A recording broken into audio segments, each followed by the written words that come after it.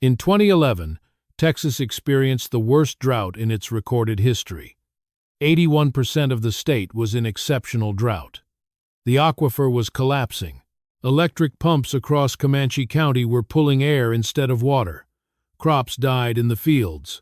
Livestock were sold off at panic prices. $7.6 billion gone in a single summer. A state engineer drove the county roads documenting the damage. Farm after farm, field after field. Brown, dead, finished. Then he turned onto one property and stopped. The fields were green. The canals were running. The crops were standing. And the owner, a 71-year-old man whose grandfather had built the same system in Mexico a century earlier, was standing at his headgate, adjusting the water flow. With a wooden board. No electricity required. How was this possible? Water is the oldest argument in Texas. Long before the first barbed wire fence divided the Edwards Plateau from the cross timbers. Long before the first oil derrick punctured the Permian Basin, before the railroads came and the cattle drives ended and the cotton fields replaced the mesquite grassland, the argument was always about water. Who had it? Who needed it? Who would survive without it? Texas is a state that receives enough rainfall, in most years, to sustain agriculture, but distributes that rainfall with such cruel irregularity across its 268,000 square miles that the difference between a farm that thrives and a farm that dies is often not the quality of the soil or the skill of the farmer, but the system by which water is captured, stored, and delivered to the places where crops stand waiting.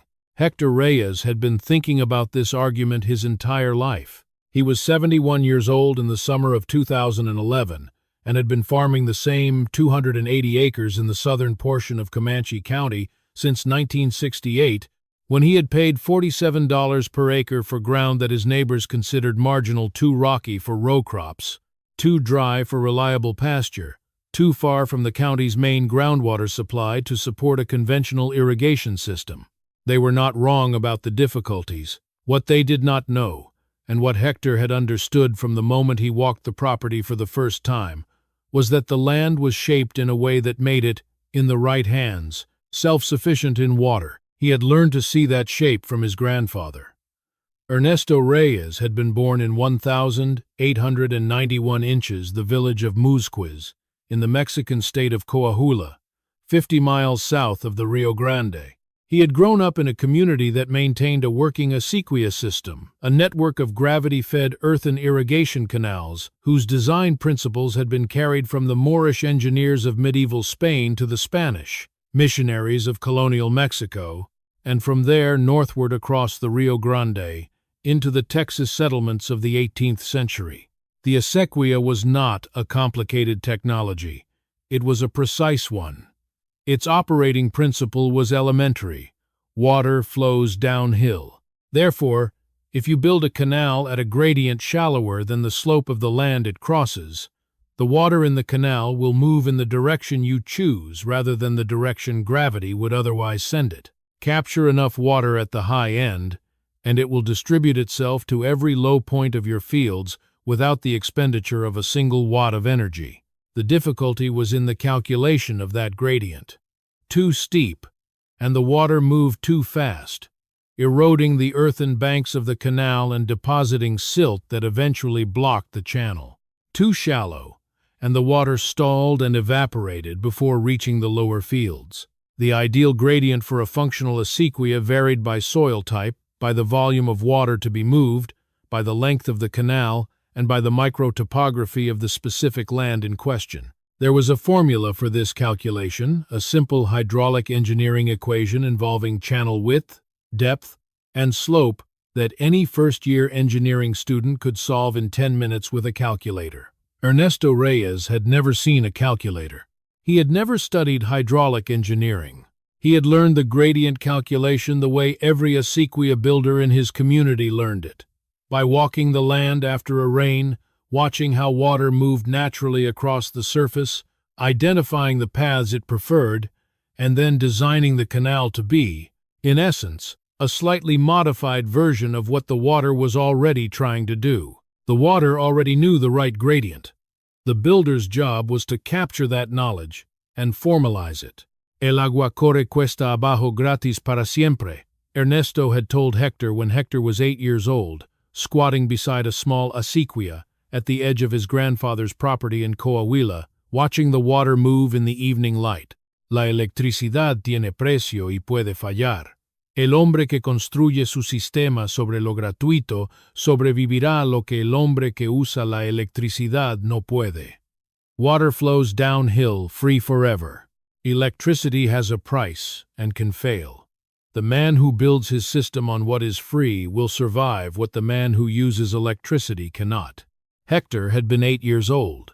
He had not known then that he would carry that sentence across a river and a border and 4 decades of Texas farming, and eventually arrive at a summer when it would prove, with statistical precision, to be the most important thing anyone had ever taught him. He crossed the Rio Grande in 1961, at the age of 21, with a work visa and a skill set that the Texas agricultural labor market of that era valued primarily for its physical component, the ability to pick cotton, pull weeds, drive a tractor, and not at all for its intellectual component, which included an intimate understanding of gravity-fed water distribution systems that predated the United States by several centuries.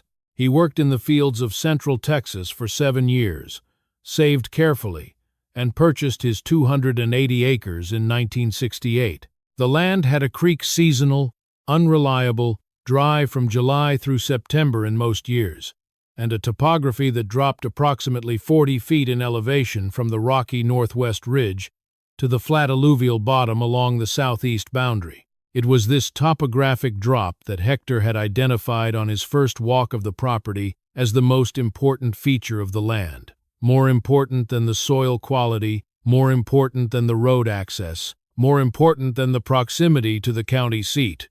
40 feet of elevation drop across 280 acres, distributed across terrain that had been shaped by millennia of seasonal runoff into a specific pattern of ridges and swales, meant that any water falling on the upper portion of the property would, if properly captured and directed, be available to the lower portion without the expenditure of energy. The Acequia his grandfather had built in Coahuila served a valley with a 3-5-foot drop over comparable acreage. Hector's land was, hydraulically speaking, almost identical. He began building the system in the spring of 1969, working alone with a shovel and a hand level and a notebook in which he recorded the elevation measurements he took at 50-foot intervals across the full length of each planned canal. The main Acequia ran 1,840 feet along the contour of the northwest ridge, intercepting natural sheet flow from the rocky upland during rain events and directing it into a stone-lined collection basin he built at the base of the ridge. From the collection basin, 3 secondary channels distributed water by gravity to the field sections below, each sized and graded to deliver water at a rate that the soil could absorb without pooling fast enough to prevent stagnation and evaporation, slow enough to prevent erosion. The gradient of the main canal was 0.8%, a drop of 8 inches per 100 feet of horizontal distance. Hector had determined this gradient not by formula but by observation. He had walked the natural drainage paths of the ridge after 3 separate rain events in 1968 and 1969, measuring the slope at which water moved without eroding the soil, and had built the canal at that slope. It was the same method his grandfather had used in Coahuila. It was the same method Moorish engineers had used in Al-Andalus in the 10th century. The physics had not changed. He also built 8 water-harvesting earthen berms across the natural swales of the lower fields, low, broad embankments that captured runoff from the intermediate slopes and held it long enough to infiltrate the soil rather than drain away. The berms were not dams. They did not impound permanent water. They simply slowed the movement of runoff long enough for the sandy loam soil to absorb it, adding what agricultural engineers call effective precipitation, the fraction of total rainfall that actually enters the soil moisture system rather than running off or evaporating. On conventionally tilled fields in central Texas, the effective precipitation fraction for a 1-inch rain event was approximately 40 to 55%. On Hector's field, the berms raised that fraction to an estimated 70 to 75%, turning each inch of rain into the equivalent of 1.3 to 1.5 inches of effective moisture. He had not calculated this number when he built the berms. He had watched his grandfather's berms for 20 years in Coahuila and knew what they did. The number came later from a graduate student at Texas A&M who measured it in 2013 and told Hector the result with the slightly stunned expression of a person who has just confirmed something they expected to be more complicated. "Your grandfather figured this out without the formula," the student said. "He didn't need the formula," Hector said. "He had the rain." By 2011, Hector's Acequia system had been operating for 42 years without a single mechanical failure, because there were no mechanical components to fail. The canals needed annual maintenance, clearing of silt deposits, repair of any bank erosion, removal of vegetation that colonized the channel bed. This work took Hector and his son Miguel approximately 40 hours per year, spread across 2 days in early spring before the growing season, and 1 day in late fall after the harvest. The stone collection basin required cleaning every 3 years. The earthen berms required inspection and minor repair every 5 years. Total annual maintenance cost: approximately $200 in materials and 40 hours of labor. The neighboring farms had electric submersible pumps pulling water from the Ogallala Aquifer and the Trinity Aquifer, the 2 principal groundwater sources for the region. Their annual operating costs for irrigation water, including electricity, pump maintenance, and well testing, averaged $18,000 to $24,000 per farm for operations of comparable scale. Their irrigation systems were faster, higher volume, and capable of delivering water to precise locations under any weather condition, independent of whether rain had fallen recently. They were, by every conventional measure of agricultural technology, superior to Hector's Acequia. For 42 years, in seasons of normal or above normal rainfall, that assessment was correct. Then 2011 arrived. The drought of 2011 was, by every meteorological and agricultural measure available, the worst single-year drought in recorded Texas history. It began, quietly, in October 2010, when the La Niña pattern established itself in the Pacific and began diverting moisture systems away from the southern plains. By January 2011, most of Texas was already in moderate to severe drought. By June, 81.1% of the state was classified as D4 exceptional drought, the most severe category on the U.S. Drought Monitor scale, a percentage that had never before been recorded for any state in the continental United States. In Comanche County, the numbers were stark and specific. Total rainfall for the 12 months of 2011 was 8.4 inches, against a long-term average of 29.8 inches, a deficit of 21.4 inches. The average temperature for June, July, and August combined was 97.3 degrees Fahrenheit, the highest 3-month average in the county's recorded history. The month of August saw 14 consecutive days above 105 degrees Fahrenheit. Across Texas as a whole, the drought caused an estimated $7.62 billion in agricultural losses, the most costly drought in the state's history, surpassing the previous record set in 2006 by more than $3.5 billion. For the farms dependent on groundwater pumping, the summer of 2011 was a mechanical and financial crisis that compounded the climatic one. The Ogallala Aquifer, which underlies much of the Texas Panhandle and portions of the rolling plains north and west of Comanche County, had been declining for decades, drawn down by the demands of irrigated agriculture at rates far exceeding its natural recharge. In normal years, this decline was a long-term concern, acknowledged and discussed, but not immediately catastrophic. In 2011, The drought accelerated the stress in ways that the regional water management models had not fully anticipated. The aquifer dropped by an estimated 36 million acre-feet across the High Plains region from 2011 to 2013, the largest three-year decline since irrigation pumping began in the 1940s. In Comanche County specifically, the Trinity Aquifer, the primary water source for local farms, was responding to the drought's demand in ways that manifested as dramatically declining well yields. Wells that had previously produced 400 to 600 gallons per minute were producing 180 to 250 gallons per minute by mid-July. Some shallower wells had declined below the pump intake depth entirely and were producing air. Brad Simmons had been watching these numbers with professional alarm since May.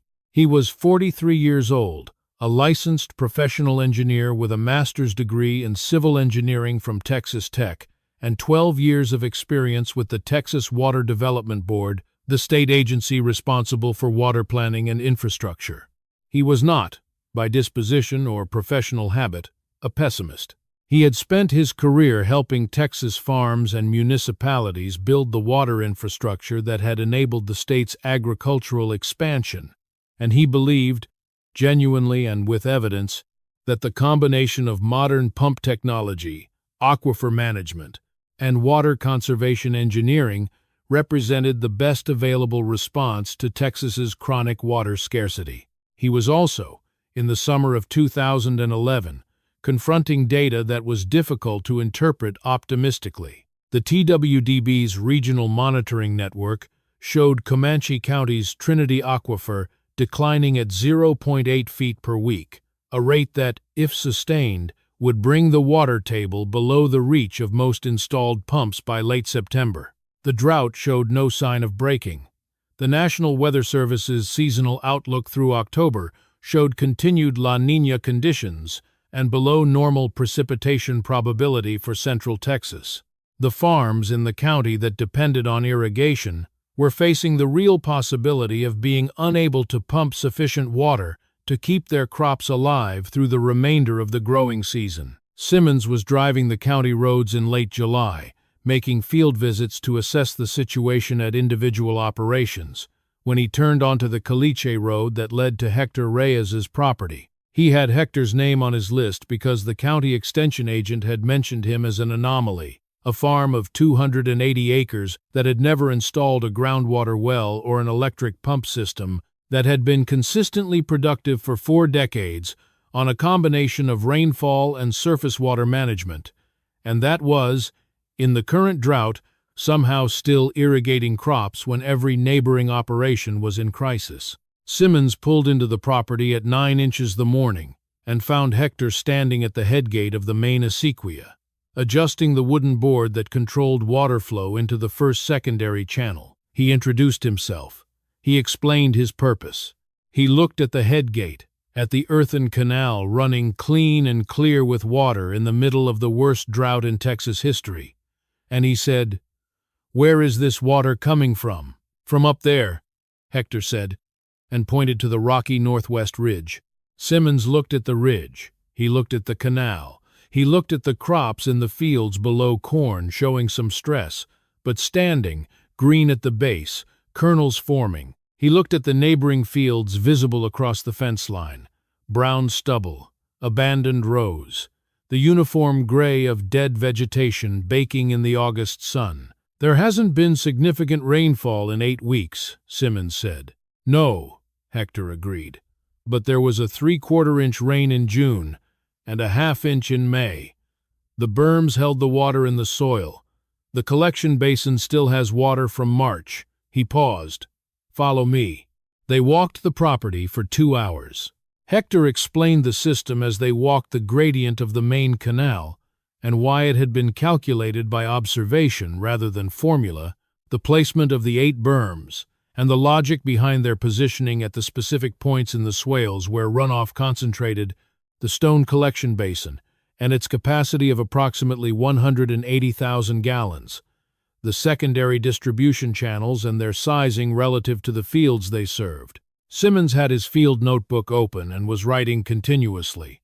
He was writing the way Craig Melton had written in Otto Brechner's Field Fast, with the specific urgency of someone recognizing that what they are hearing is not a description of a folk practice, but a description of an engineering system, one that had been designed and built with precision and operated with discipline across 4 decades, and was, at this moment, outperforming every modern system in the county. At the stone collection basin, Hector lifted the wooden cover and showed Simmons the water level, still at approximately 60% of capacity, despite 8 weeks without meaningful rainfall, because the berms and canal had been capturing and concentrating every small rain event across the entire 280-acre watershed, rather than allowing it to drain away. "How much total water does the system hold in storage at any given time?" Simmons asked. Hector thought for a moment. In the soil, maybe 2 to 3 inches of plant-available moisture across the whole farm, about 700 acres of equivalent water. In the basin, another 100,000 gallons right now. The secondary channels move water from the basin to the fields at about 80 gallons per minute when I open the gates. Simmons did the arithmetic quickly. That's maybe 12 to 14 days of irrigation water at normal crop demand. At this time of year, with the crops already established, the roots go down to 36 inches, Hector said. The soil moisture from the berm capture is still available at that depth. The crops are not fully irrigated, but they are not dying. He pointed at the cornfield. They will produce 40 to 45 bushels per acre. Not 70, but 40 to 45. Simmons looked at the neighboring fields again. "Their crops will produce 0, he said. "Yes," Hector said simply, "because they have no water and can get no more. I have less water than they started with, but I still have some." The distinction Hector was drawing was one that hydrological engineers understood conceptually but rarely encountered in such stark field demonstration. The difference between a water supply system and a water conservation system. The neighboring farms had supply systems. They pumped large volumes of groundwater on demand and applied it to their crops as needed. This worked perfectly in normal years and failed completely when the supply was interrupted. Hector's system was a conservation system. It harvested and stored every drop of available water at every opportunity, and released it slowly and continuously to the crops, operating at lower volumes but far greater reliability. The technical term for this distinction is water use efficiency, defined as the ratio of crop water productivity to total water applied. On conventionally irrigated farms in Comanche County in 2011, total water application before the wells began failing was approximately 22 inches per acre per season, producing, in a normal year, corn yields of 110 to 130 bushels per acre. Water use efficiency, roughly 5.5 to 6 bushels per inch of applied water. On Hector's Acequia system in 2013, effective water application was approximately 8 to 10 inches per acre per season, capturing the available rainfall and stored basin water with high efficiency, producing 40 to 45 bushels per acre. Water use efficiency, 4.5 to 5.5 bushels per inch, comparable to the conventional system in normal operation, but achievable with roughly 1/3 the water volume and 0 external energy. And in 2011, when the conventional system had no water to apply, Hector's system had 8 to 10 inches. The comparison was no longer about efficiency, it was about existence. Simmons stayed at the Reyes farm until late afternoon. He filled 11 pages of his field notebook. Before he left, he stood at the edge of the main Acequia for a long time, watching the water move. "This canal is graded at 0.8%, he said. It was not quite a question. "Yes." "How did you determine that gradient without survey equipment?" "I watched water move across this land for a year before I dug the canal," Hector said. "After rain, I walked the natural drainage paths and measured the slope where the water moved without eroding the soil. That slope is the right slope for the canal. The water already knew. I just followed it." Simmons wrote that down. He underlined it twice. The formula for optimal channel gradient in an earthen canal of this soil type and flow volume, he said slowly, would give you approximately 0.7 to 0.9%. He looked at Hector. You're in the middle of the theoretical optimal range. My grandfather was in the middle of the optimal range in Coahuila, Hector said. His grandfather was in the middle of the optimal range in Spain. They didn't have the formula either. Simmons closed his notebook. He looked at the crops, at the canal, at the rocky ridge above them against the white Texas sky. Mr. Reyes, he said, I think I need to write a report. The report that Brad Simmons submitted to the Texas Water Development Board in November 2011 was titled Traditional Acequia Systems as Drought-Resilient Water Infrastructure, a Field Assessment in Comanche County.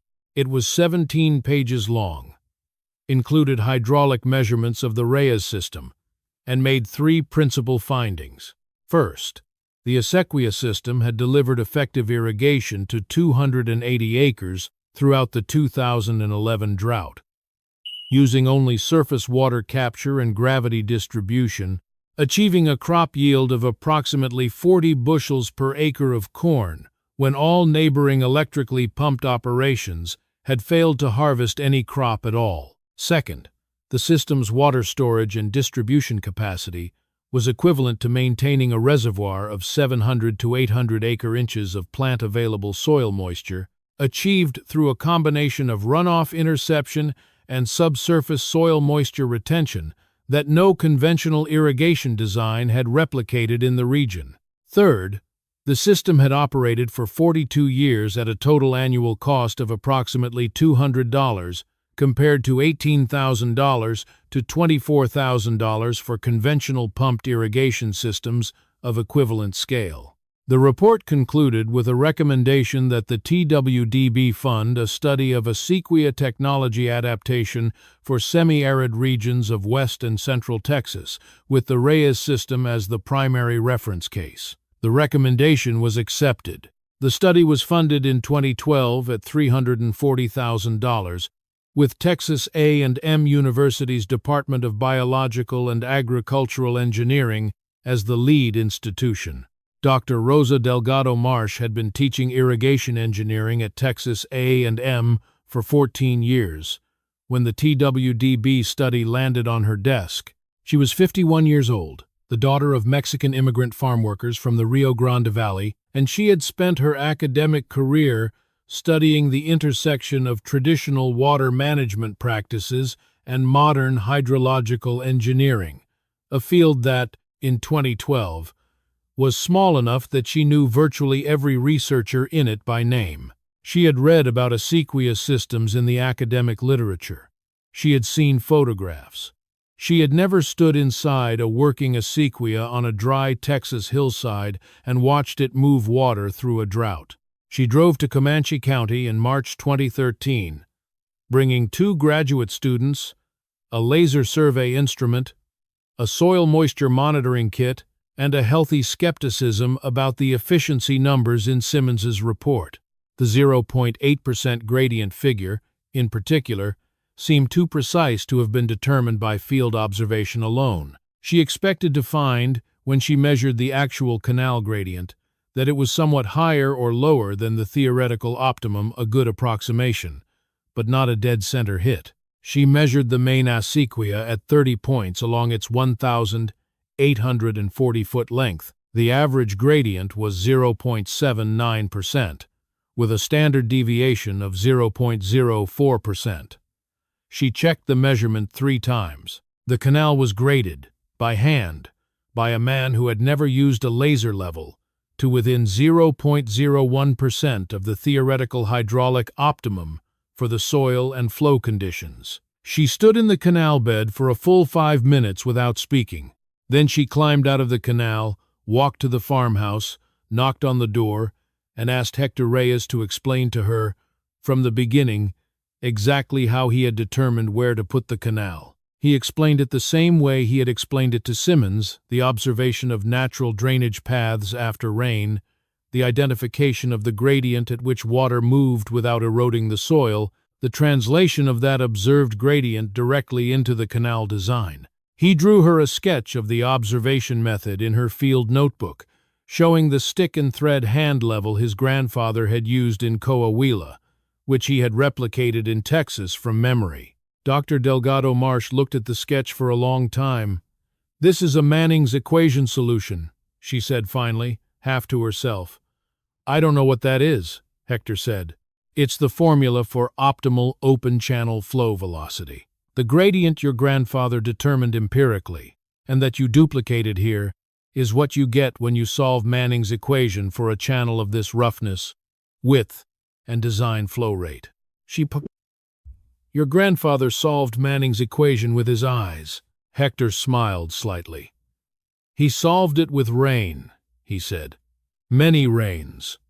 Over many years. The Texas A&M study ran from 2013 to 2016 and produced 4 peer-reviewed publications, a technical manual for Acequia design in semi-arid Texas conditions, and a set of recommendations adopted by the TWDB for inclusion in the state's 2017 water plan.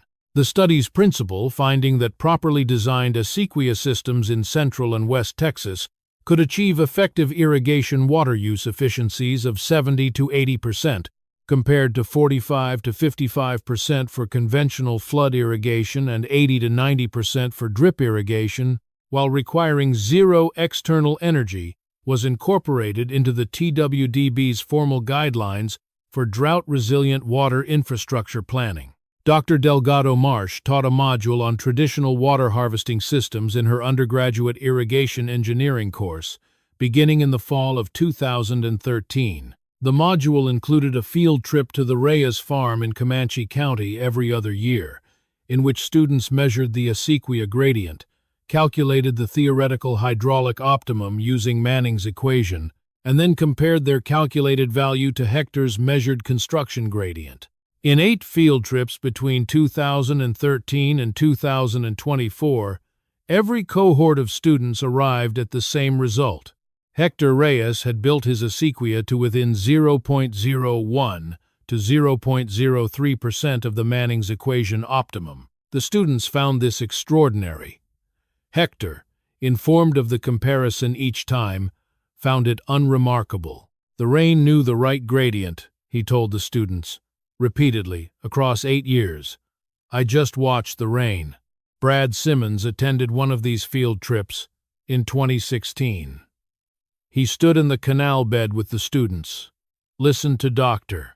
Delgado Marsh explain Manning's equation, and then listened to Hector explain how his grandfather had solved it without knowing its name. He thought about the 11 pages of field notes he had written in August 2011, standing in this same canal while the neighboring farms dried out and died. He thought about the $340,000 study and the 4 publications, and the state water plan amendments, and the undergraduate module, and all the institutional machinery that had been required to formalize what one man in Coahuila had understood by watching water move after rain. "I wrote in my report that your system was equivalent to a 700 to 800 acre-inch reservoir," he told Hector afterward, "but I didn't include the 42 years it took to build that reservoir, all the small rains you caught, all the soil moisture you preserved. That's the part no formula captures." "No," Hector agreed. "That part is not in the formula. That part is in the patience." In October 2024, the Reyes Acequia system was formally recognized by UNESCO as an example of traditional agricultural knowledge under the organization's program for the safeguarding of intangible cultural heritage. The nomination had been submitted jointly by the Texas A&M University Department of Biological and Agricultural Engineering and the Texas Historical Commission, with supporting documentation from Dr. Delgado Marsh's research team. The UNESCO citation described the system as a living example of the continuous practice of pre-industrial hydraulic engineering knowledge, transmitted across 4 generations of the Reyes family, representing an unbroken tradition of Acequia construction and maintenance from 18th-century colonial Texas to the present day, and demonstrating the capacity of traditional water management systems to provide drought resilience under conditions exceeding the design parameters of modern groundwater-dependent infrastructure. Hector was 84 years old when the citation was issued. He received it at the Comanche County Courthouse, surrounded by his son Miguel, his 2 granddaughters, 3 great-grandchildren, and a small group of local farmers who had, since 2011, installed Acequia-inspired water harvesting systems on their own properties, not the full gravity-fed canal network, which required specific topographic conditions, but the earthen berms and runoff interception channels that could be built on any sloped ground and that, in the drought years of 2022 and 2023, had once again made the difference between a crop and a bare field. He accepted the certificate with the quiet formality of a man who understood that the honor was not really his to receive. "This belongs to my grandfather," he said, in Spanish, to his great-grandchildren, and to his grandfather, and to the people who first watched water move through a dry landscape and decided to follow it rather than fight it. He paused and looked at the certificate in his hands. "The water showed us how," he said. "We only had to pay attention. The main Acequia on the Reyes farm is now 55 years old. It has moved water through every drought in central Texas since 1969, the drought of 1980, the drought of 1996, the severe dry years of 2006, the historic catastrophe of 2011, the recurring droughts of 2022 and 2023. It has never required an electric motor, a fuel pump, a replacement part, or a repair bill larger than the cost of a bag of cement and a day's labor.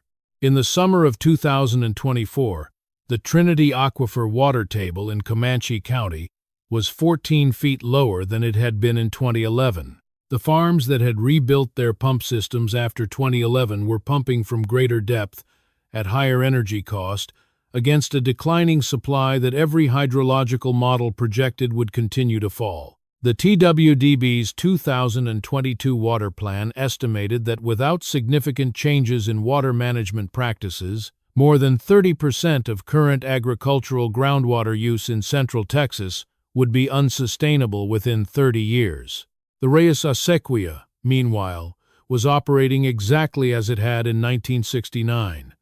The collection basin was clean and full after the previous spring's rains. The main channel ran at its 0.79% gradient, neither eroding nor stalling, moving water at the pace the soil could absorb. The 8 earthen berms held their positions across the lower swales, capturing and concentrating every fraction of inch of rainfall into effective soil moisture. Miguel Reyes managed the farm now.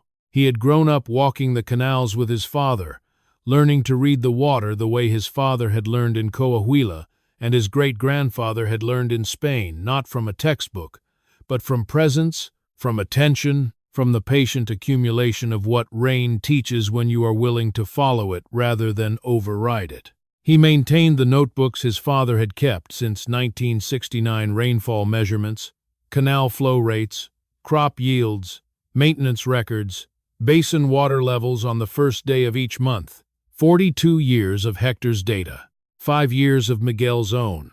Together, the notebooks constituted a hydrological record of 280 acres of central Texas that no government monitoring station, no satellite sensor, no groundwater model had replicated at equivalent spatial and temporal resolution. Dr. Delgado Marsh had asked Miguel, in 2022, whether he would consider digitizing the notebooks and contributing the data to the TWDB's monitoring network. He had agreed, and the process had begun. When the first 20 years of the dataset were entered and analyzed, the TWDB hydrologist reviewing the data sent Dr. Delgado Marsh an email that read, in its entirety, "This is the most complete small watershed water balance record I have ever seen from a private landholding in Texas. We have monitoring stations that have been running for 40 years and don't have data this clean." How did he collect it? Dr. Delgado Marsh forwarded the email to Miguel. Miguel showed it to his father. Hector read it slowly, then set it down on the kitchen table. He collected it, Hector said, the same way the canal was built, one measurement at a time, one rain at a time, until you have enough of them that the water starts to tell you what it already knew at the beginning. He looked out the window at the main Acequia, visible from the kitchen, running its clear and even course along the base of the northwest ridge. It was always going to tell you, he said. You just had to be here long enough to listen.